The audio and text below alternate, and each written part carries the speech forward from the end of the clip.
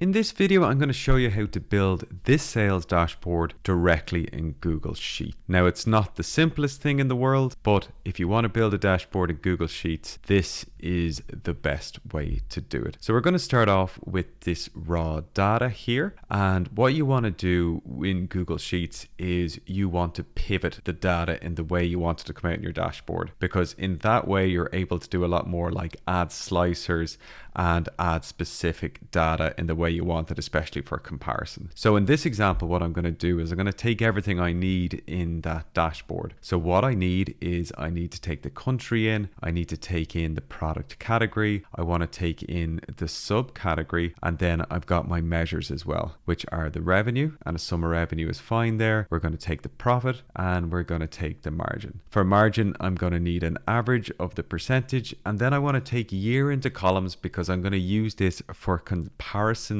in the scorecards. One big point to note is that you need to take off totals and repeat the row labels. Charts in Google Sheets just take in what's on the page. So if I'd have left these row labels off, it would have aggregated on countries based on just the labels that we're showing. So that would be only one row. First thing I want to do for the dashboard is go up to view and take off those grid lines. Then I'm going to just create some spacing for the dashboard by just vertically putting in some color here. Next thing I'm going to do is I'm going to bring in the title of my dashboard. So I've created an image to do that. You're going to put that image in over the cells. I've created this on Canva just to give a little bit of graphic to the dashboard itself. So I've just put that in the top, and the first thing I'm going to do is I'm going to create my scorecards. So we go to insert chart. Then on that chart, you can pick the type. You have all these types to deal with. I'm going to start with a scorecard, and the scorecard needs a key value and a baseline value. To get this, I'm going to use a data range. So I'm going to take a data range from the pivot table. So I need to know on the pivot table what's going to be this year's data and what's going to be the previous year's data. So what I want to do is I want to take the revenue from 2023, and that's going to be the main element that's on my scorecard.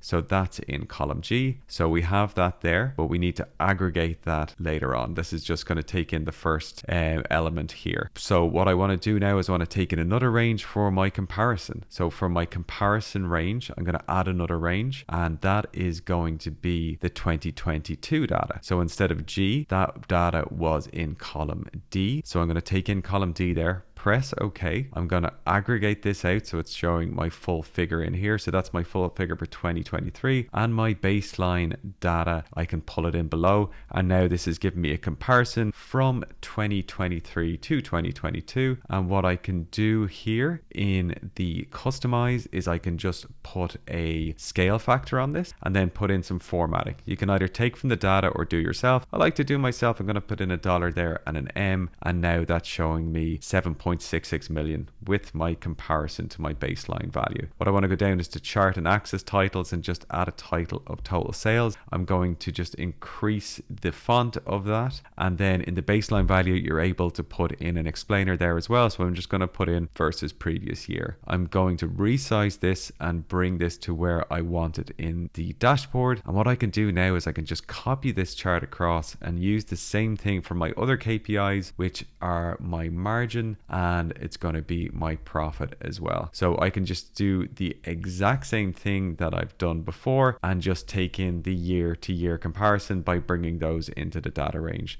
So now I'm done with my scorecards. I've got the 3 there. Now I'm moving on to my next chart, which is going to be a bar chart. So I'm going to take in a blank chart here. This is a column chart by default, so I'm going to use that for the first chart. I'm going to take this in from the pivot table again, but I'm going to use the entire pivot table here because I'm going to copy this out and I don't need to take in ranges again. So I'm just going to change the x-axis to country, and the series is going to be revenue. Going to aggregate that out and start to customize the style here a little bit. Again, I want to go into the title and add a title here. This is going to be sales by country, and then I want to change the color of the bar as well. So I can just click on one of the bars, it'll bring me to where I want to go, which is the series, and then I can just use the color that it's taken from up above in the title for my bar chart. Charts will take the sort from the source data. So instead of sorting in the chart, you need to come back to the pivot table, and I'm going to sort country by sum of revenue 2023. And once I do that in the pivot table, when I go back to my dashboard, you can see that this is now sorted in the way I want it.